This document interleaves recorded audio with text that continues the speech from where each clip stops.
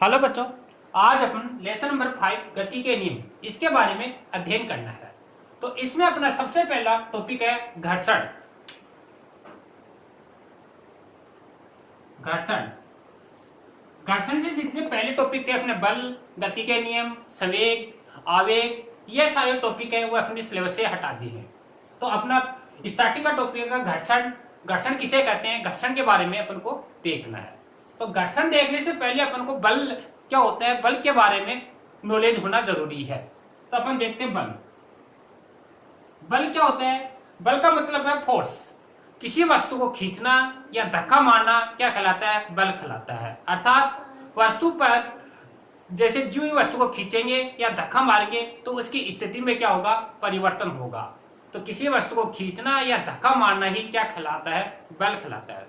जैसे कोई m द्रव्यमान की वस्तु है, a त्वरण से अगर वह गति कर रही है तो लगने वाला बल होगा F बराबर ma।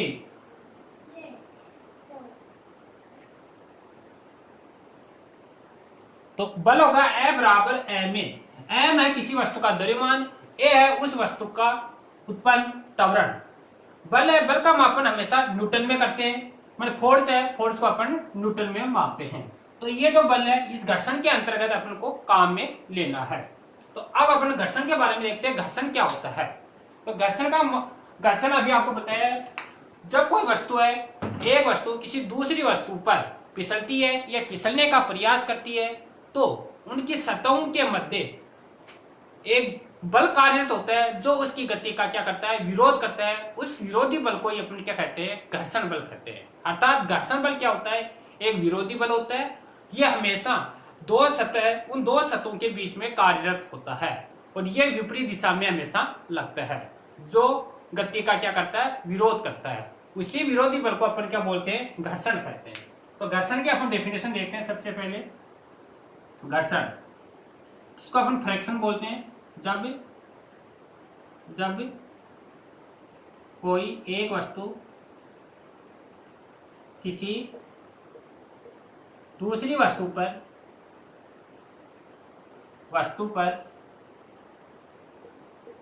फिसलती है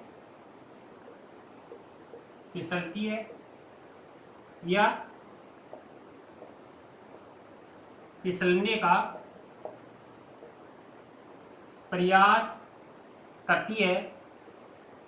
प्रयास करती है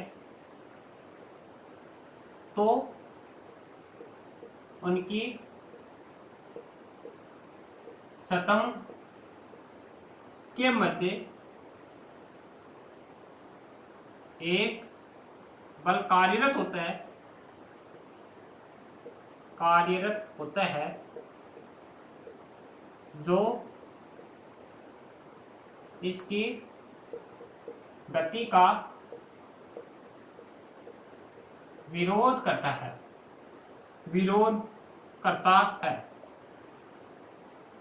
इस विरोधी बल को घर्षण बल कहते हैं।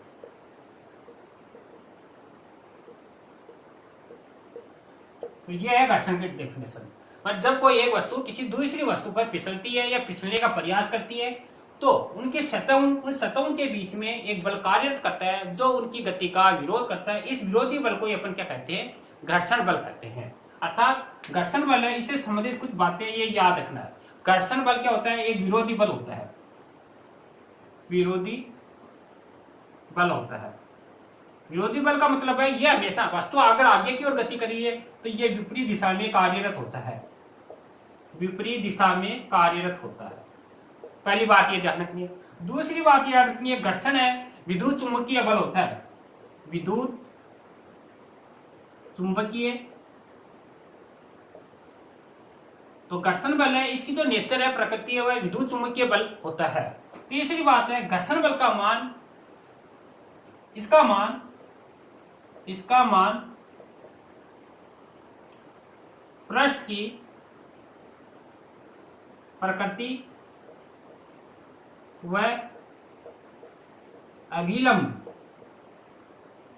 बल पर निर्भर करता है।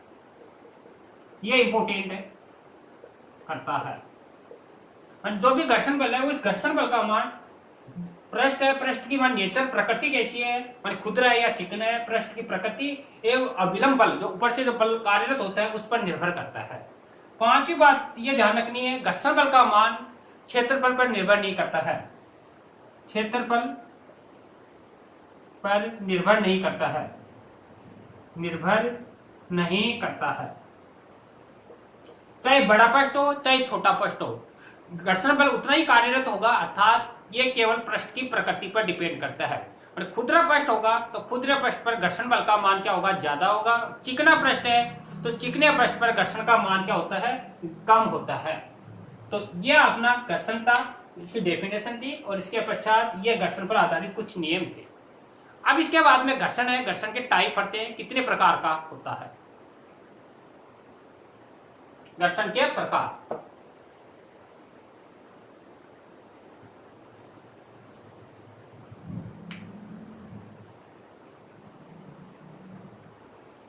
घर्षण है मुख्य रूप से तीन प्रकार का होते हैं। पहला है स्थितिक घर्षण, स्थितिक घर्षण। दूसरा होता है सीमांत घर्षण, सीमांत घर्षण। तीसरा होता है गति घर्षण।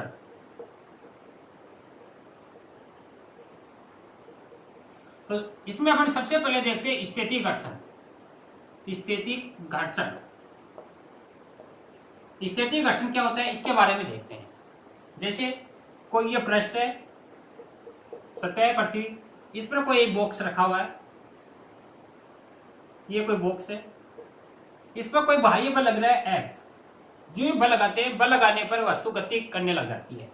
ऊपर की ओर जो बल लगता है उसको बोलते हैं अभिलंब प्रतिक्रिया बल, जिसको अपन R से प्रतिष्ठित करते हैं, अभिलंब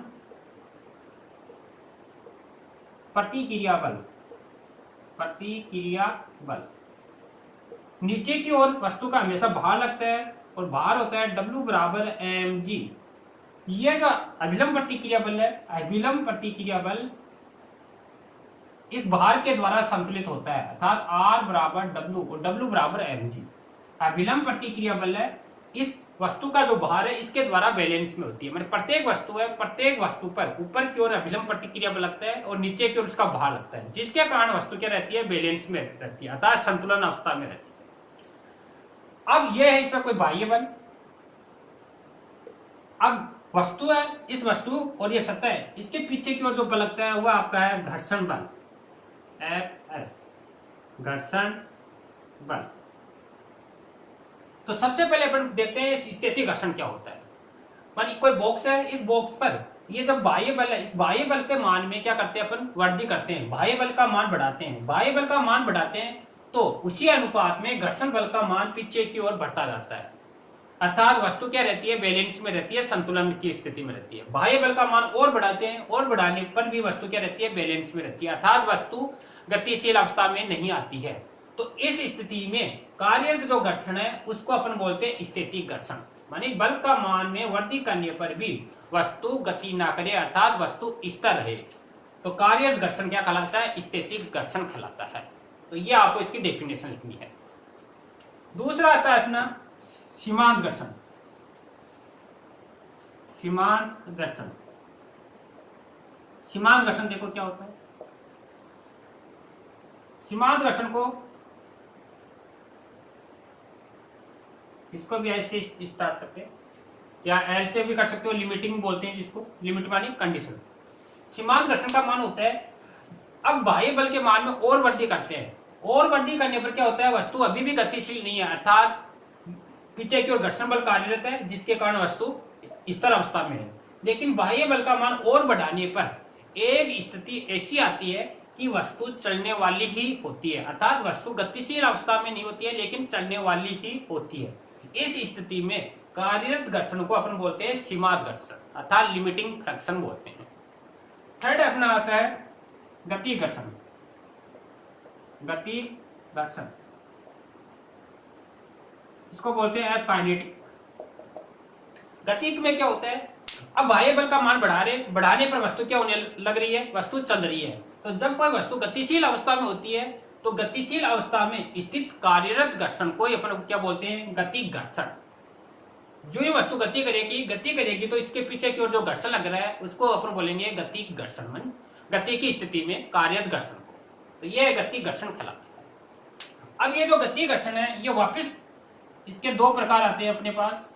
एक तो होता है सर्पी घर्षण, सर्पी घर्षण, और दूसरा आता है लोटनी घर्षण, लोटनी घर्षण। तो अब अपन इन दोनों के बारे में देखते हैं। पहले देखते हैं सर्पी घर्षण। सर्पी घर्षण क्या होता है? सर्पी घर्षण होता है जब कोई वस्तु किसी सतह पर फिसलती हुई गति करती है तो कार्यरत घर्षण क्या कहलाता है? सर्पी घर्षण कहलाता है। माने कोई सतह किसी सतह पर ऐसे फिसलती हुई गति कर रही है तो वह क्या कहलाएगा? अपना सर्पी घर्षण कहलाता है। जैसे अपन नत्तल है, नत्तल पर कोई वस्तु ऐसे घूमती हुई गति कर रही है आगे पीछे तो वह अपना क्या कहलाएगा? सर्पी घर्षण। जैसे पानी है, पानी को अपन सतह पर डाल दें तो वह ऐसे लहराते हुए एक स्थान से दूसरे स्थान पर गति करेगा, तो उस स्थिति में कार्यरत घर्षण कौन सा है? सर्पी घर्षण है। दूसरा इतना है अपना लोटनी घर्षण, लोटनी घर्षण। ये मोस्ट है, काफी बार एग्जाम में पूछा जाता है लोटनी घर्षण क्या होता है। लोटनी घर्षण किसे कहते हैं? मतलब जब कोई वस्तु है किसी सतह पर लुढ़कती हुई गति करती है तो उस स्थिति में कार्यरत घर्षण लोटनी घर्षण कहलाता है। जब वस्तु किसी सतह पर लुढ़कती हुई गति करती है, लुढ़कती हुई गति करती है तो कार्यरत घर्षण लोटनी घर्षण कहलाता है।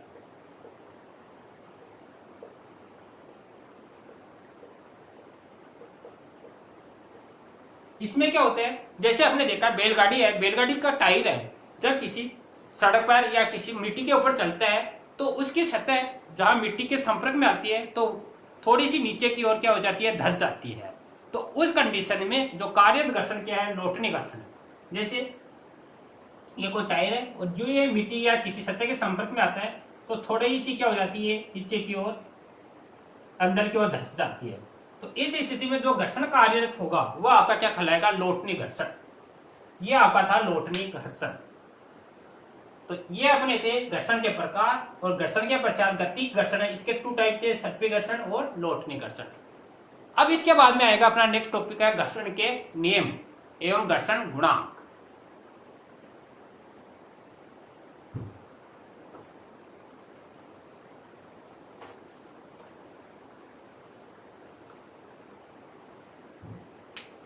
तो अगला आता है घर्षण के नियम।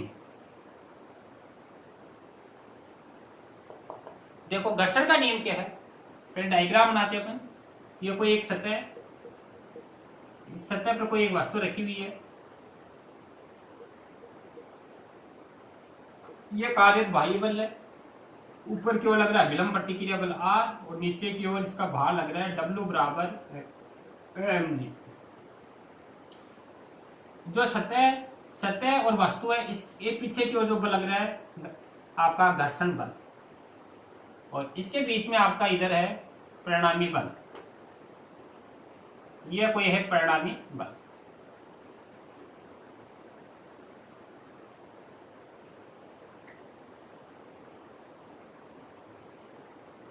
यह है परिणामी बल, जिसको अपन थीटा से भी प्रदर्शित कर सकते हैं।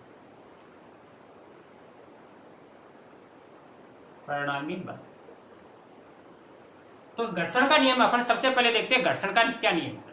घर्षण का नियम है सीमांत घर्षण की स्थिति में, सीमांत घर्षण की स्थिति में, घर्षण की स्थिति में सीमांत घर्षण बल, सीमांत घर्षण बल, घर्षण बल, अभिलंब प्रतिक्रिया बल, सीमांत घर्षण बल है, इसको अपन शो करते हैं एफ से, अभिलंब प्रतिक्रिया बल, प्रतिक्रिया बल R के समानुपाती होता है।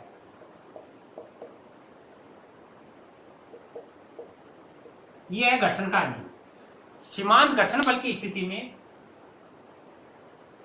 सीमांत घर्षण बल एफ एस है, इसका मान जो अभिलंब प्रतिक्रिया बल है आर है, इसके क्या होता है, समानुपाती होता है, अर्थात एफ एस समानुपाती है आर। और जो इसको बैलेंस करते हैं तब आता है एफ एस बराबर म्यू एस आर।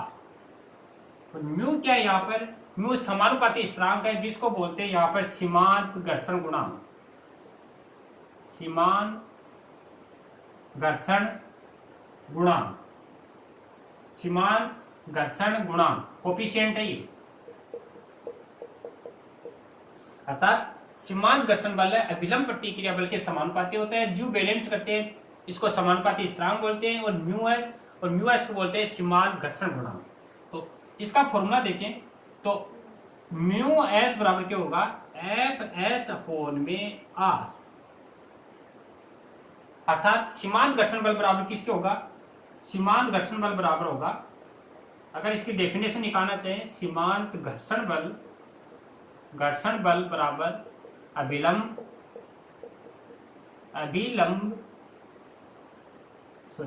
सीमांत घर्षण बल बराबर सीमांत घर्षण बल ने सीमांत घर्षण गुणांक, सीमांत घर्षण गुणांक बराबर सीमांत घर्षण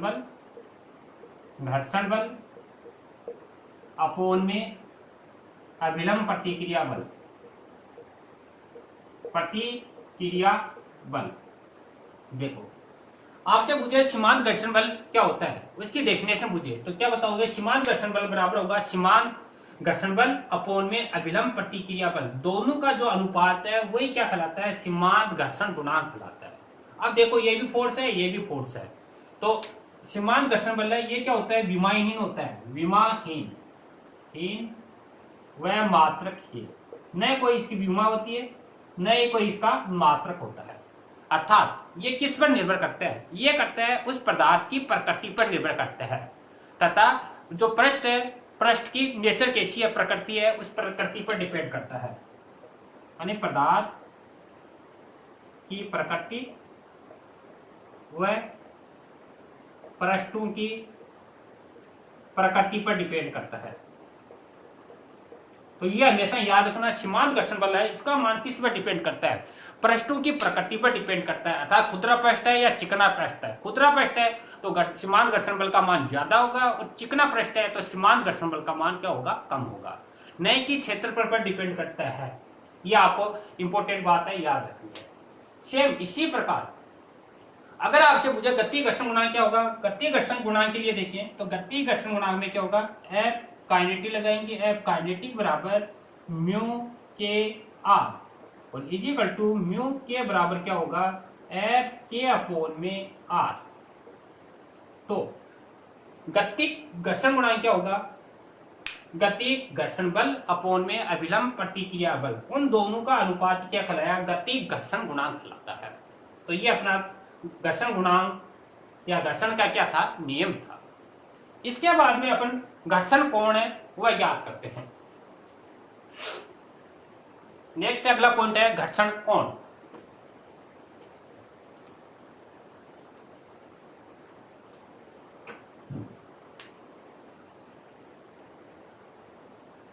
घर्षण कोण, तो घर्षण कोण कैसे याद करते हैं, जैसे ये कोई वस्तु है, किसी न तल पर, किसी पृष्ठ पर रखी हुई है, ये पृष्ठ है, नीचे की ओर इसका भार लग रहा है W बराबर mg, ऊपर की ओर अभिलंब प्रतिक्रिया बल R लग रहा है, इधर आपका बाह्य बल है और इधर आपकी लग रही है घर्षण बल, और ये क्या है, परिणामी बल है R, परिणामी बल, और ये बीच में इसके कोई कोण बन रहा है थीटा। तो देखो घर्षण कोण कैसे ज्ञात करते हैं, कोण थीटा की जगह इसको लेमड़ा लेते हैं, लेमड़ा को बोलते हैं घर्षण कोण। घर्षण कोण क्या होता है, सीमांत घर्षण की स्थिति में, सीमांत घर्षण की स्थिति में सीमांत घर्षण बल व अभिलंब प्रतिक्रिया बल के मध्य जो परिणामी बल है, परिणामी बल व अभिलंब प्रतिक्रिया बल, इनके मध्य जो कोण बनता है वह क्या कहलाता है, घर्षण कोण कहलाता है।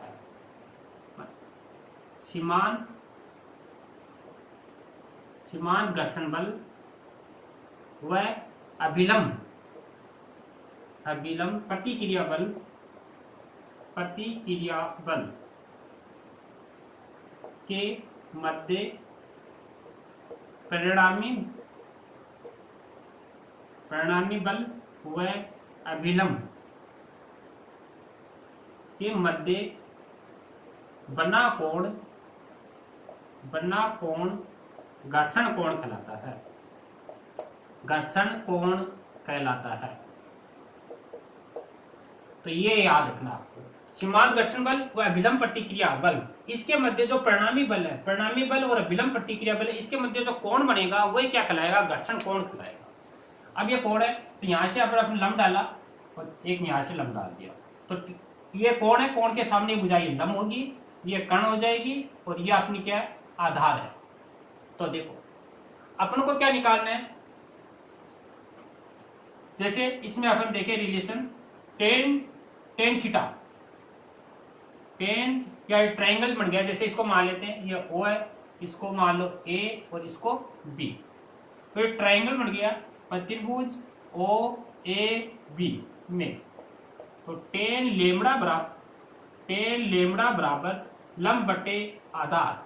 लंब कितना है ये अपने पास है और इसका मान दे रखा है एफ एस अपोन में आधार ये या आर है, तो इजिकल टू टेन लेमड़ा बराबर एफ एस अपोन में आर, या लेमड़ा बराबर tan inverse F S upon में आर, ये अपना कहलाता है घर्षण कोण। अभी अपने देखा था घर्षण कोण और सीमांत घर्षण गुणांक में संबंध देख सकते हैं। तो अभी थोड़ी देर पहले अपने देखा था ये था म्यू एस बराबर एफ एस अपोन में आर, ये होता है अपने पास, और यहां पर अपने देखा टेन लेमड़ा बराबर एफ एस अपोन में आर, तो इसकी जगह अपन लिख देंगे टेन लेमड़ा, तो इजिकल टू टेन लेमड़ा बराबर म्यू एस, ये आपका घर्षण कोण और घर्षण गुणांक, इसमें आपस में क्या है, संबंध है। तो ये था अपना घर्षण कोण एवं घर्षण गुणांक में संबंध। इसके पश्चात है घर्षण को कम करने की विधियां और घर्षण की आवश्यकता तथा एवं दोष।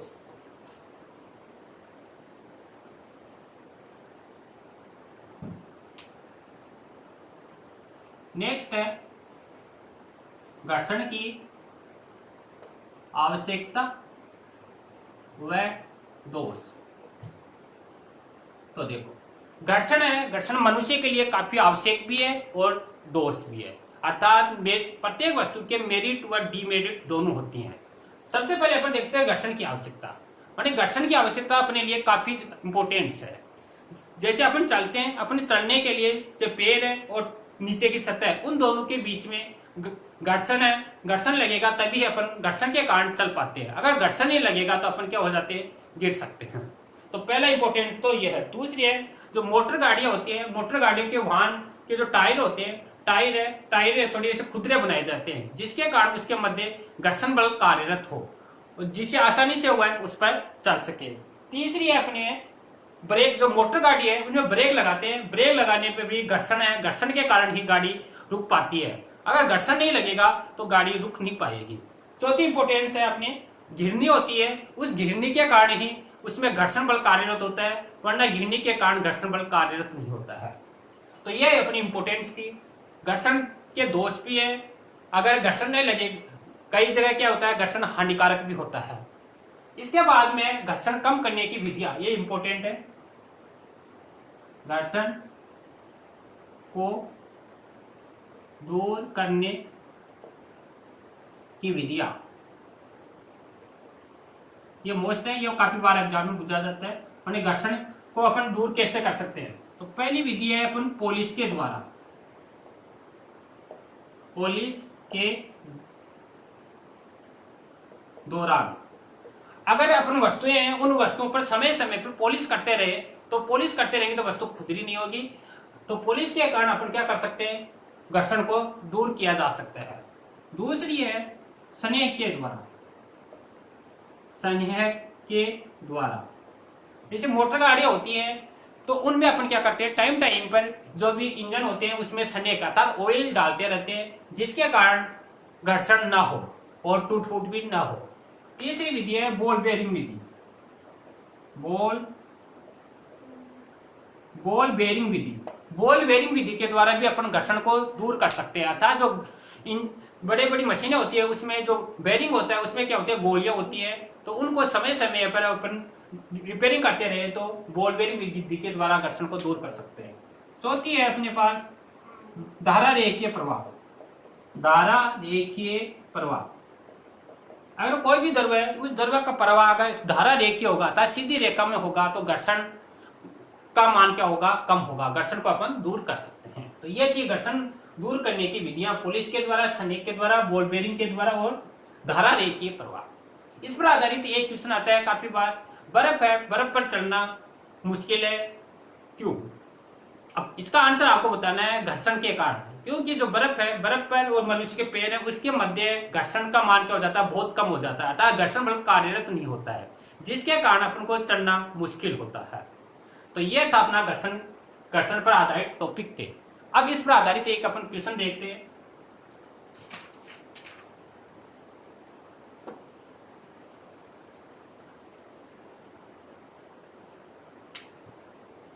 तो क्वेश्चन देखो,